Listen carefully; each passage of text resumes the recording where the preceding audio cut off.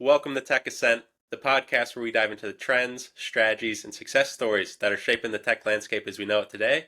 I'm your host, Oliver Klingane. I'm also the founder of Ascension, the premier biz development partner within tech. Today, we've got a great guest join us. We're joined by Justin Abrams, the co-founder and CEO of Cause of a Kind. Justin, welcome to the show. Oliver, thank you for having me, man. I respect the hustle. I think we found each other as randomly as anything, and I'm happy to be here. I love giving back to young founders. I'm fired up about what you're trying to contribute to the tech space, and I'm hopeful for a really nice conversation for today. Yeah, man, it's awesome. I really appreciate you coming on. Of course. Would you mind telling us a little bit about what you do with Cause of a Kind and a little bit about your background as well? I'd love to. I'd love to. I'll start with a little bit of what Cause of a Kind is today. Maybe I'll work a little bit backwards from there. Cause of a Kind is a New York-based boutique web and software agency. We support mostly cause-back and mission-driven businesses, hence the name. This organization is as successful as it is today, but not with some significant tribulation. We're a traditional startup, bootstrapped. My partner is my best friend since I'm 15 years old. We're old rock climbing buddies. And we didn't get here really on accident. This is all very much purposeful. This is all very much a true entrepreneurial ride. But before we really jumped into business, we both had professional careers. We both went to, traditional universities to try and obtain relatively traditional degrees. And, all of that really helped us to find our path and our expertise, which kind of culminated into a business that's built on talent density and trying to be best in class for what we bring to market. So it's been a long journey. We've been running at Cause of a Kind for about 8 years. We were able to go really full time on Cause of a Kind due to COVID. That really gave us unprecedented time to really run at entrepreneurship and safely sunset away from our careers. And, that journey has been definitely one of true entrepreneurial spirit. Mhm. True ups and downs, true sacrifices. We can get into as much of all of that as you would like if it's relevant.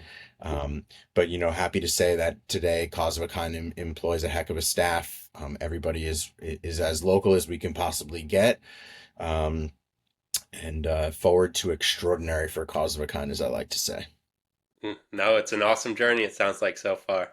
It's And we can pick apart a few things there. You mentioned prior to starting Cause of a Kind, you and your co-founder were both in the workforce, the 9 to 5. What made you want to take that leap out of that?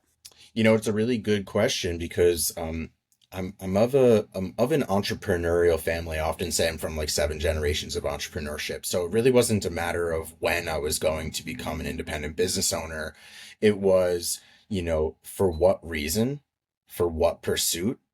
And I really didn't know what I wanted to do. I've always been entrepreneurial. Like since I'm a kid, I made my first buck, I think at 10 years old, my best buddy when I was a little kid shoveling snow and just going door to door and getting comfortable talking to neighbors. And I've never really been without some type of a hustle with an entrepreneurial spirit or a job or something like that. I always knew I wanted to be an entrepreneur. I just didn't know what the topic was going to be or what the thing was that I'd be passionate enough to really hang my hat on. And it Cause of a Kind didn't start like this. I had multiple businesses with my business partner prior to starting Cause of a Kind. Cause of a Kind started actually as a mission driven apparel company. It's kind of like why we're heavily branded. Like every ounce of my clothing is completely. Mm. And this is the origins from 8 years ago about how we wanted to start this business. So it was always the pursuit of entrepreneurship, but not really honing in as to what we wanted to create a business for.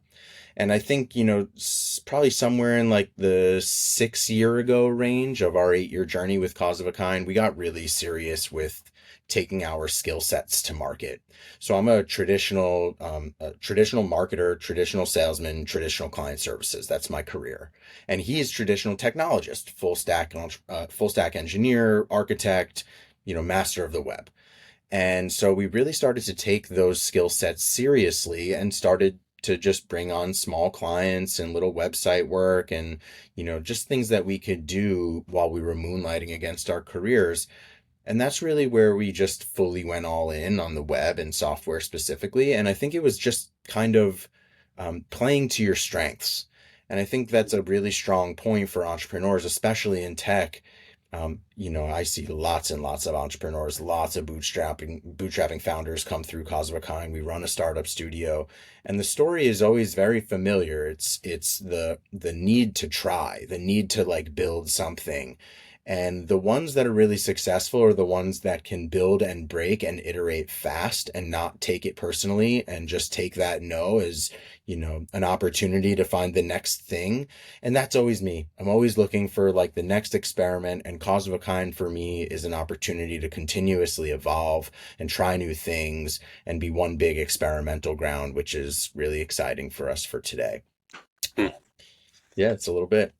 Yeah, no, that's awesome. And it sounds like just one of the big powerful lessons there for entrepreneurs is always being willing to constantly adapt. You're not going to know what you're trying to build on the first day. You got to start laying blocks and bricks, and then it'll turn into something that eventually Absolutely. a little later down the line. And playing to your strengths. Never forget that one, right? Like, especially if you went and had a career first, typically those are the most successful entrepreneurs that found a big gap or a big pain point in their career specialty, and they decide that they want to go and solve that. And it could be solving it with a consumer packaged good. It could be solving it with like a lifestyle business. It could be solving it with tech. There's lots of different options about how you solve core problems. Mm-hmm. And even with core problems, getting there, it's an up and down journey for sure. Always. Always. And It's never without the things you're not prepared for. I'm a career salesman, career marketer, career client service. I didn't know jack shit about finances. hmm You know what I'm saying? So like there's yeah, always a gap, and I could keep going. Lots of gaps. You're always like, I didn't know how to edit video. I didn't know how to like host a podcast or build creative, or there's lots of things, lots of holes that you have. And when you're an entrepreneur, it's the general curiosity of like trying to figure out the basics of most things. At least you'll be an educated consumer when you hire to it, or when you find a vendor to support that initiative or something. At least you'll have a foundation. But yeah, being an entrepreneur is just a series of getting punched in the face and asking for more. hmm hmm And as you get punched in the face and you keep asking for more, it requires a tough mindset.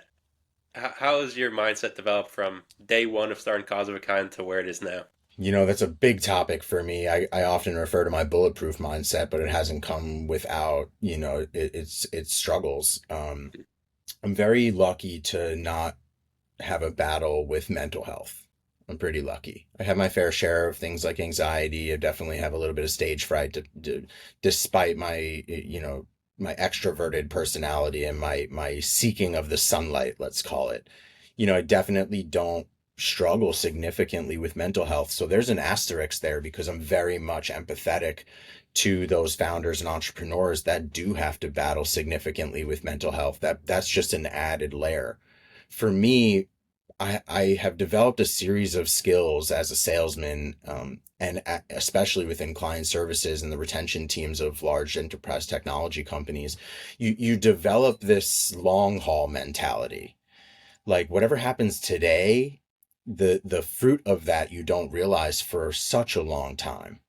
Mm, Like there are very few quick wins that like today I started the motion, today I succeeded in the motion. Most things in entrepreneurship are significant long-term commitments. Talk about, investments. It can be investment of time and attention. It can be, the investment of your emotional capacity. So I trained myself a long time ago to develop this type of focus on the future. And it's really about doing something meaningful every day, 1% better every single day. And I apply that to basically every area of my life. I'm a young parent, I'm a young spouse, I have a young business, I have a mortgage. Like there's all these things that are very long term. Being a parent, mhm, long term. Being a husband, long term. So all of these big long term visions, and you can't be hard on yourself every moment of every day, but it's the focus on being 1% better, and then having a lifestyle and extracurriculars and a meaningful circle and mentors. And there is a formula for keeping what I call a bulletproof mindset. mm, um, and it's something that I like speak a lot about publicly in social media, especially because if I can be contagious, or if I can give a little piece of where my head's at, maybe it sparks somebody else's successful journey. That to me is what it's about. It's the greater collective. mm. And that's a fantastic mindset.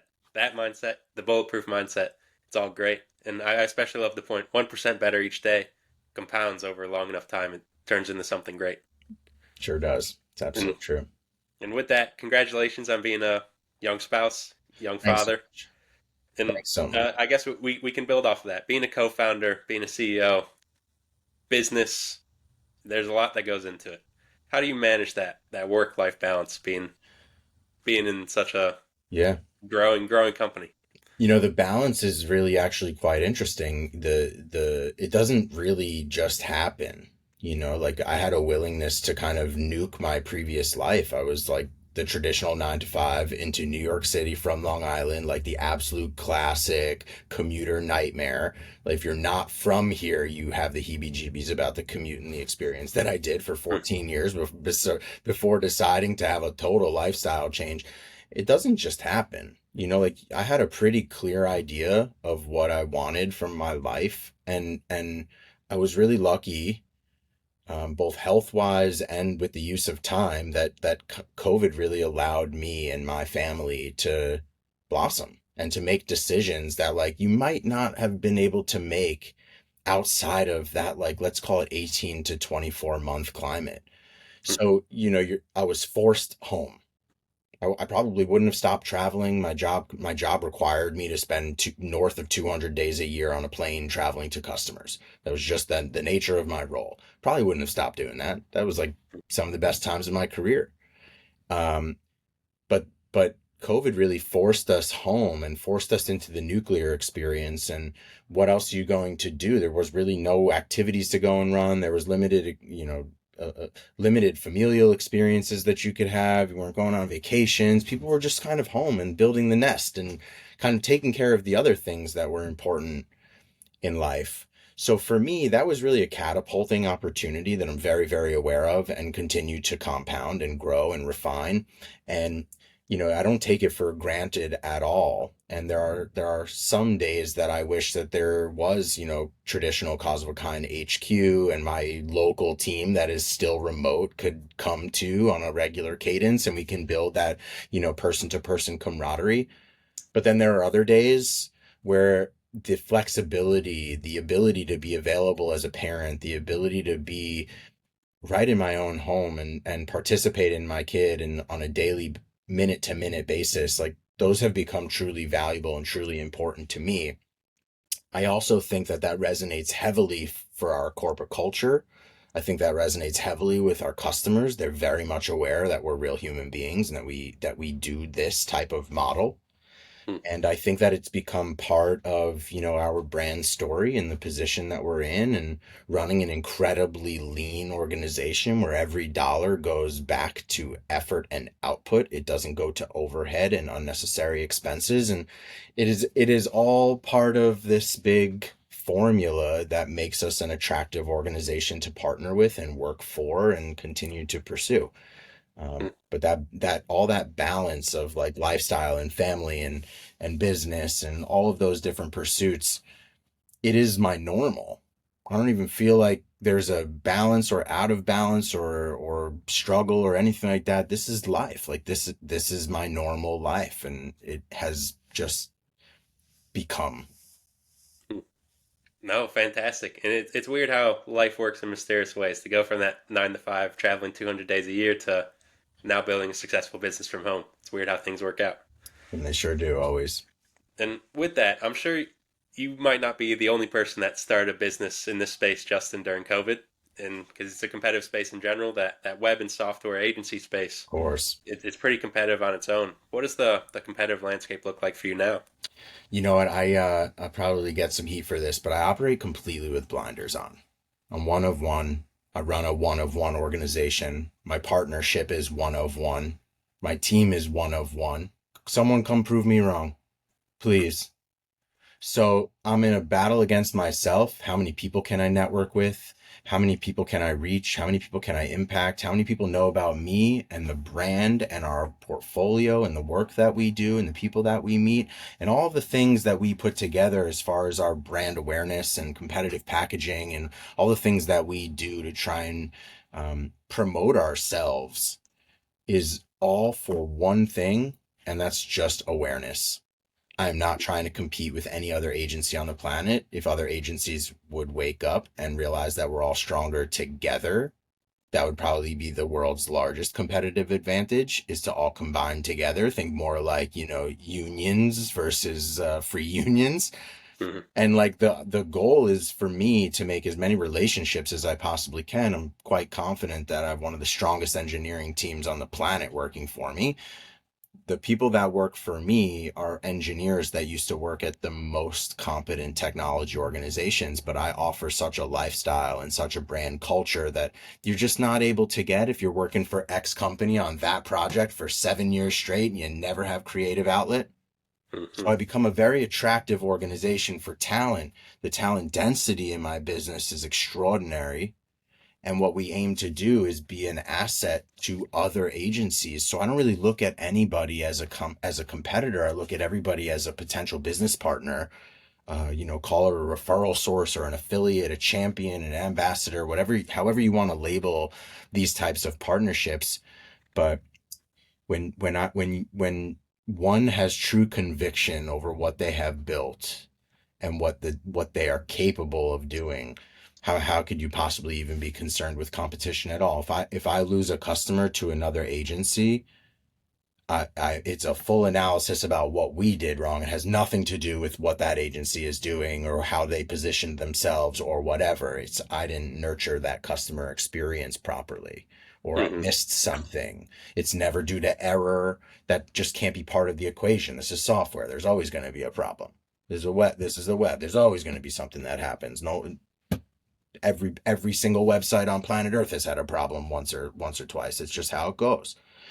So that's definitely a big piece that we lay down to. I'm definitely aware of competition and aware of other organizations that do what we do. We're not necessarily unique. We are, when I say we are one of one, it's more like a very much a focus that we have. I'm not concerned, but we're not unique. And I chase some of the most recognizable organizations on the planet as far as agencies are concerned. I emulate those types of businesses because they have a playbook of excellence. So those are who we want to become. And it's not really like an egotistic play. It's if I worry about what everybody else is doing, I'll just be worried all the time because it's such a Hmm. saturated space. So we focus heads down on what we're doing and we do as much as we can to evangelize our brand and what our values are so that hopefully that is attractive to folks that are looking for talent like ours. No, fantastic. And running your own race is it's a powerful mindset trait as well. I think that adds to your Um, bulletproof mindset.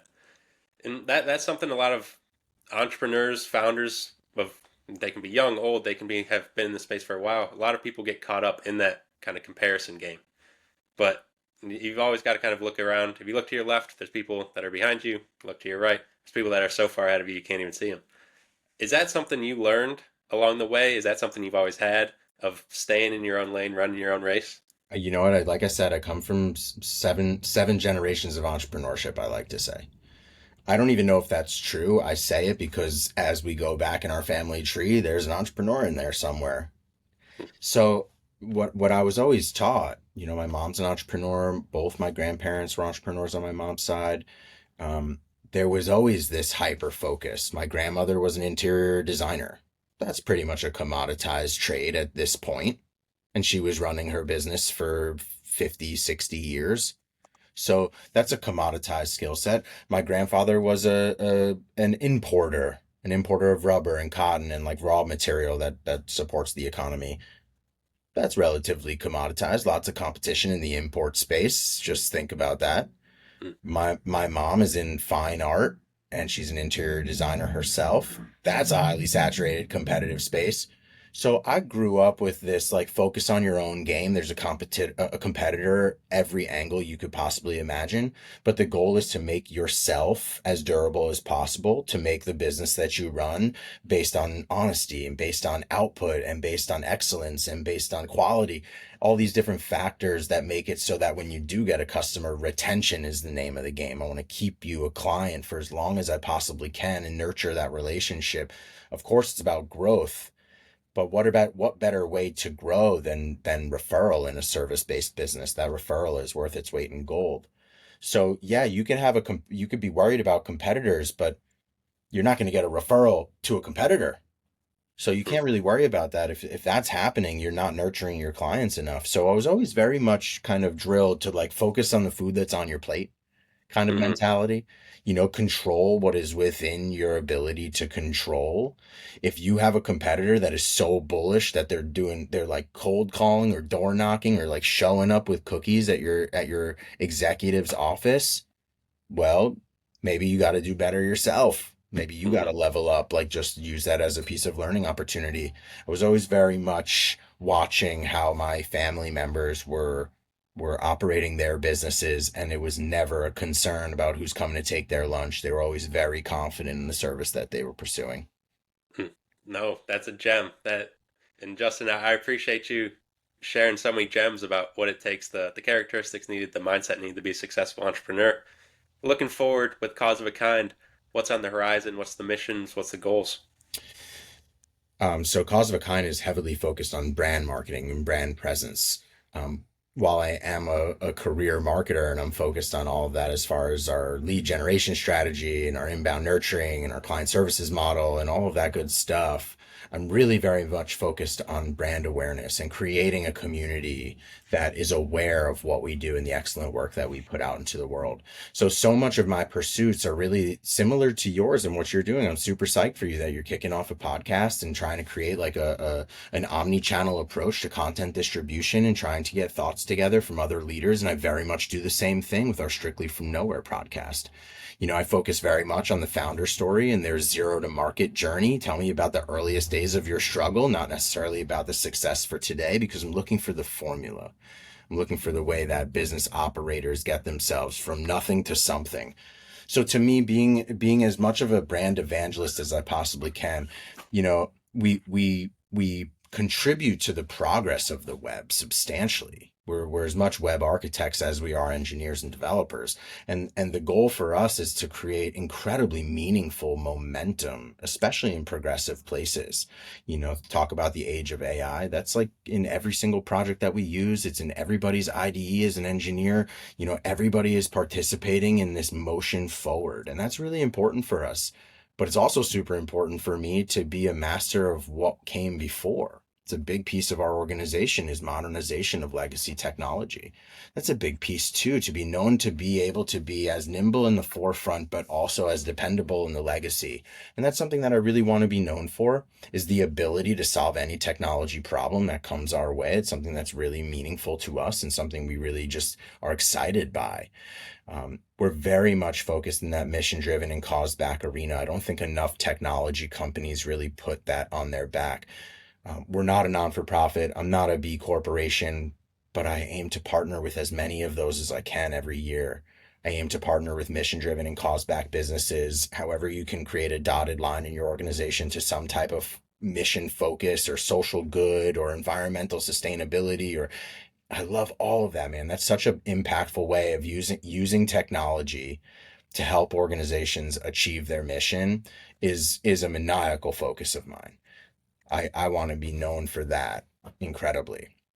So, um, Cause of a Kind has a very healthy, very rich future. It's really exciting to kind of be at the helm of the organization and watch its potential and blossom. It really is my brainchild with my partner, and it's our experimental stomping ground. And some things we get wrong, some things just fizzle out, and other things burn super bright. And they're things that we're really proud of. And the goal for us is to continue to stay as agile and as nimble as possible and harden the things that we're really known for, but also never lose our creative appetite and try new things and experiment. Mm, that's the name of the game. Yeah. And no, I love the mindset. I love the vision. I love what you guys are doing with Cause of a Kind. Justin, I really appreciate you coming on the episode. You've dropped some gems today, and I really look forward to what you guys do in the future. Oliver, thanks for having me, man. Likewise. Thank you, Justin. For anybody listening out there, I'll tag all of Justin's stuff in the description if you guys want to go check him out. But Justin, thank you once again.